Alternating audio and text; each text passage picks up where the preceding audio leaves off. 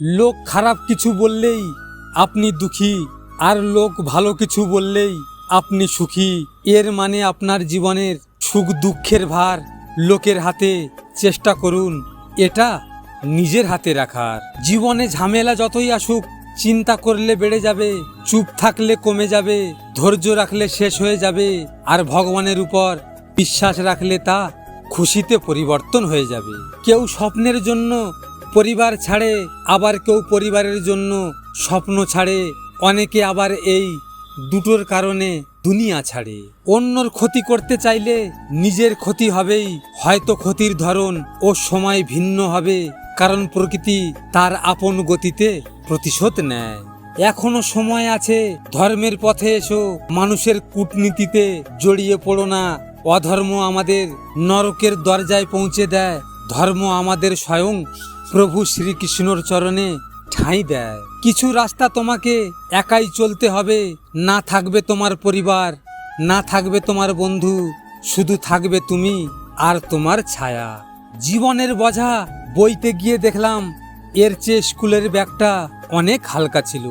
রাগী মানুষকে কখনো ধ্বংস করতে পারে না, কারণ তারা নিজেরাই নিজের ধ্বংস করে দেয়। সন্তানকে ততটা শিক্ষায় শিক্ষিত করুন আপনার অসুস্থ অবস্থায় সে যেন ডক্টর নিয়ে আসে, উকিল নয়। জন্মের সাথেই মানুষের মৃত্যু নির্ধারিত, তাই নিজের কর্ম করো যা অনিবার্য, তার জন্য দুঃখ করো না। টাকায় ভরা হাতের চেয়ে বিশ্বাসে ভরা হাত অনেক বেশি দামি, তাই বিশ্বাসটা রক্ষা করতে শিখুন। একটা কথা মনে রাখবেন, যারা জল দিয়ে স্নান করে তারা শুধু কাপড় বদলায়, আর যারা ঘাম দিয়ে স্নান করে তারা পরিবারের ভবিষ্যৎ বদলায়। আমার অভিজ্ঞতা বলে সর্বশ্রেষ্ঠ মোটিভেশন হলো ইচ্ছা শক্তি।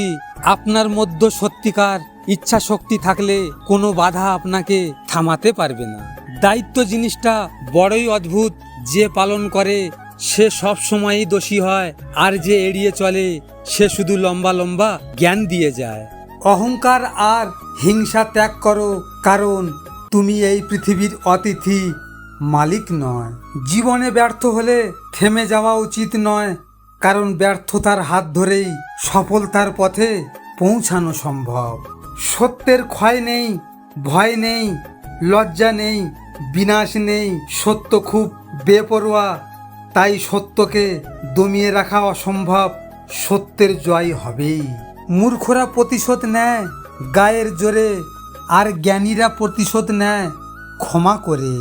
মাটির দেহে নিয়ে বড়াই করে কোনো লাভ নেই, দু চোখ বন্ধ হলেই দেখবেন আপন বলতে কেউ নেই। ভিডিওটি ভালো লাগলে পাশে থাকবেন, আর হ্যাঁ, নিজের খেয়াল অবশ্যই রাখবেন, কারণ এটা স্বার্থের দুনিয়া। এখানে নিজের খেয়াল নিজেকে রাখতে হয়, অন্য কেউ রাখবে না। দেখা হচ্ছে পরের ভিডিওতে। ভালো থাকবেন, সুস্থ থাকবেন।